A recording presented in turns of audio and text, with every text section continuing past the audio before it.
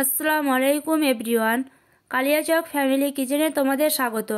খুব কম সময়ের মধ্যে ভীষণ মজাদার বিকেলের নাস্তার রেসিপি আজকে আমি তোমাদের সঙ্গে শেয়ার করব। এটা ময়দা আর আলু দিয়ে খুব সহজেই তৈরি করা যায়। ভিডিওটা স্কিপ না করে লাস্ট অবধি দেখার অনুরোধ রইল। তার জন্য প্রথমে আমি একটা পাত্রে 1 বাটি আটা নিয়ে নিয়েছি আর নিয়ে নিয়েছি 1 বাটি ময়দা। তোমরা চাইলে শুধু ময়দা নিতে পারো। এখানে আমি আটা আর ময়দা সমান সমান করে নিয়ে নিয়েছি। এবার আমি তাতে পরিমাণ মতো লবণ আর সাদা তেল দিয়ে সবগুলোকে ভালোভাবে মিশিয়ে নেব। তোমরা চাইলে এখানে ঘিও ব্যবহার করতে পারো। ভালোভাবে মাখা হয়ে গেছে। এবার আমি তাতে জল দিয়ে ভালোভাবে মেখে ডো বানিয়ে নেব। একটু একটু জল দিয়ে মেখে ডো বানিয়ে নেব, যাতে ডোটা বেশি নরমও না হয় আবার শক্তও না হয়। দেখো বন্ধুরা, আমার ডো বানানো হয়ে গেছে। আশা করি বুঝতে পেরেছো, বেশি শক্তও হয়নি আবার বেশি নরমও হয়নি। এবার আমি এটাকে 10 মিনিটের জন্য ঢাকনা দিয়ে ঢেকে সাইডে রেখে দেব। এবার আমি আলুর পুরের জন্য প্যানে তেল দিয়ে দেব।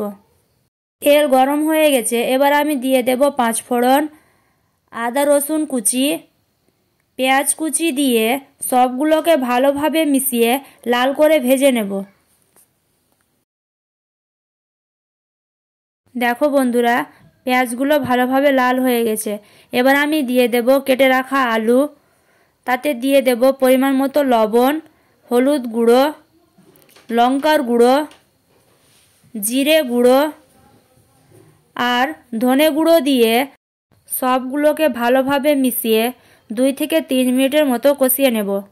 এখানে আমি আলুগুলোকে ছোট ছোট করে কেটে নিয়েছি, যাতে তাড়াতাড়ি সেদ্ধ হয়ে যায়।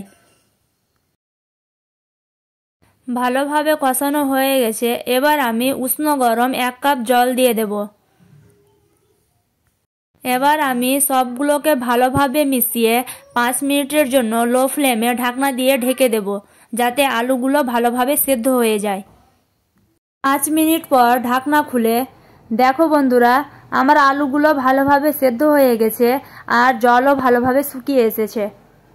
এবার আমি উপর থেকে গরম মশলা, কাঁচা লঙ্কা কুচি আর ধনেপাতা কুচি দিয়ে সবগুলোকে ভালোভাবে মিশিয়ে 1 মিনিটের মতো রান্না করে চুলো থেকে নামিয়ে নেব।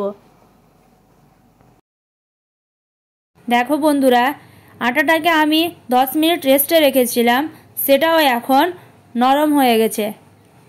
এবার আমি এখান থেকে গোল গোল করে লেচি কেটে নেব। এই মতো গোল গোল করে সবগুলো লেচি কেটে নেব। এবার আমি সবগুলো লেচির গোল গোল করে শেপ করে নেব। সবগুলো গোল করা হয়ে গেছে। এবার আমি এখান থেকে একটা নিয়ে গোল করে রুটি করে নেব। দেখো বন্ধুরা, রুটি করা প্রায় হয়ে গেছে।